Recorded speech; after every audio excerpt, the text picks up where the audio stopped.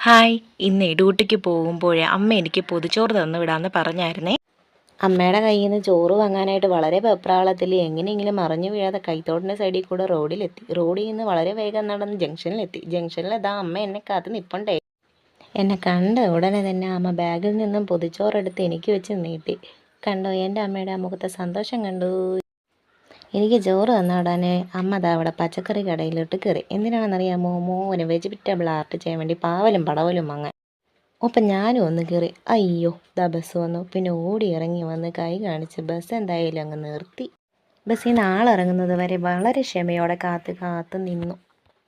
ബസ്സിൽ കയറിയ ഉടനെ തന്നെ 100 രൂപ കൊടുത്ത് 13 രൂപയ്ക്ക് ടിക്കറ്റും എടുത്ത് സീറ്റ് കിട്ടിയ സന്തോഷത്തിൽ ഞാൻ അങ്ങനെ ഇരിക്കുവാണേ.